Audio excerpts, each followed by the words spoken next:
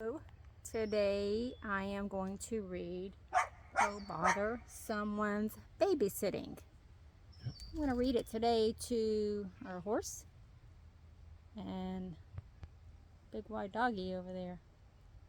So sit tight. Oh bother, someone's babysitting.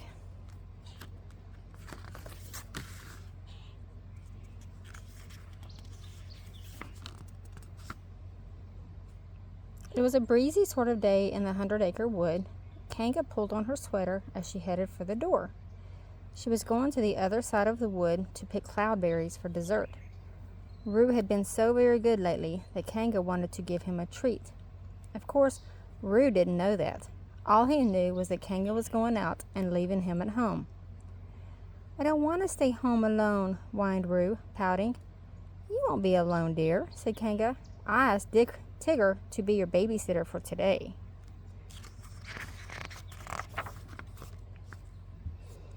Before Rue could answer, "Oh, babysitter," complained Rue.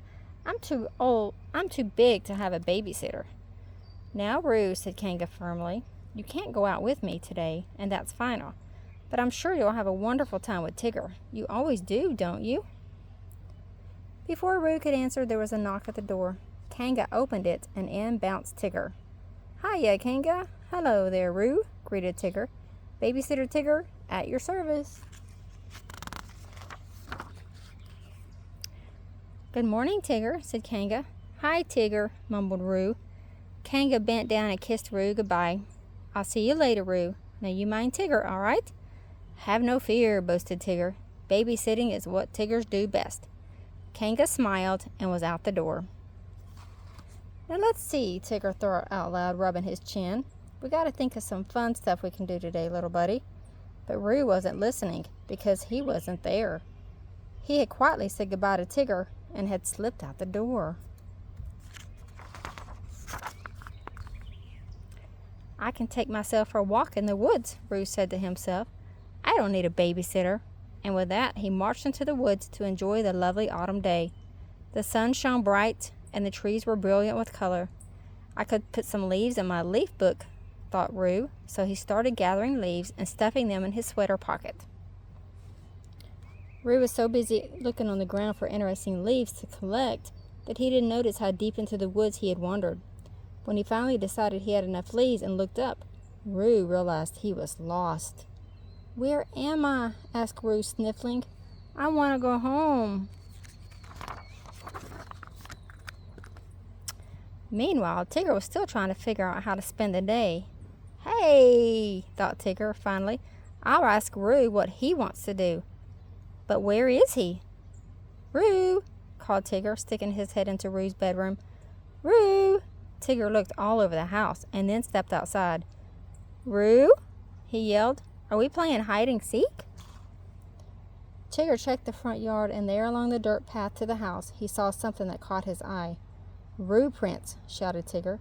"I'll bet whoever left those prints behind can tell me where Rue is. I'd better follow them."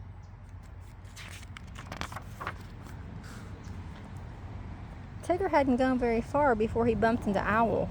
"Oof," cried Owl, backing away. "I would appreciate it immensely if you would kindly watch where you're going, Tigger." "Sorry," Tigger replied, "but I'm in a hurry. I'm babysitting for Rue. Only I can't seem to find him." "Well, why didn't you say so?" asked Owl. "I'll help you look." After a long search, Owl and Tigger found Rue. Rue was very happy to see them. "You shouldn't have run off like that," scolded Tigger. "Next time, Rue, you ask Tigger to go with you," suggested Owl. "Okay," said Rue, "I will." Rue couldn't wait to get home. He stayed right behind Tigger until they neared the bridge that was close to Rue's house. Rue hopped toward the bridge. "Come back, Rue," called Tigger. "You're going the wrong way. Just follow me," he continued, taking a more roundabout trail. Rue sighed and caught up with Tigger. He followed Tigger for a while, but then doubled back to the bridge. "This way's much faster," thought Rue. "I'll bet I can beat Tigger home." A few minutes later, Tigger heard a scream. "Help! Help me, Tigger!" That sounds like Rue, thought Tigger, But Rue is right. Tigger turned around and saw that Rue was no longer behind him. Help! Came the cry again. Tigger followed the sound until he came to the bridge.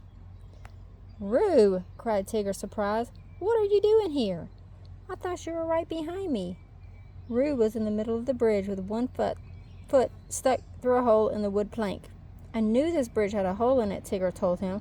That's why I was leading us the long way around. I bounced into that very hole yesterday myself.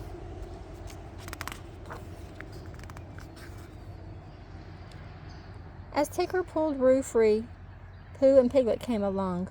When they heard how Rue had come to be stuck in the middle of the bridge, they shook their heads. You know, Rue, Pooh remarked, it isn't very nice of you to do the opposite of what Tigger tells you. You could hurt yourself. That's right, added Piglet in a grown-up sort of voice. Sometimes a very small animal, such as yourself, really should pay attention to a somewhat larger animal, such as Tigger. Rue was only half listening to Pooh and Piglet. The other half of him was listening to his stomach. He was awfully hungry. When he and Tigger got back to the house, Rue ran straight to the kitchen to look for something to eat. I'll fix you something in a minute, Tigger called after him, but Rue didn't want to wait. He cut out a slice of bread and then looked around for something to put on it. He spotted a jar of syrup on the top shelf of the cupboard. Rue stood on a chair on his tippy toes and reached for the jar. Oh no, cried Rue. The jar tipped over, and by the time Tigger got there, Rue was covered in syrup from head to toe. Tigger cleaned up Rue in silence, then fixed sandwiches for lunch. Rue sat at the table with his head hung down. I'm sorry, Tigger, Rue whispered. I guess I should have waited. It's okay, said Tigger, sighing. Let's say we finish cleaning up and then take a nap. Tiggers need rest after a day like today. Me too, said Rue, breaking into a smile. Rue cuddled up next to Tigger in the big rocking chair, and that's how Kanga found them when she came home.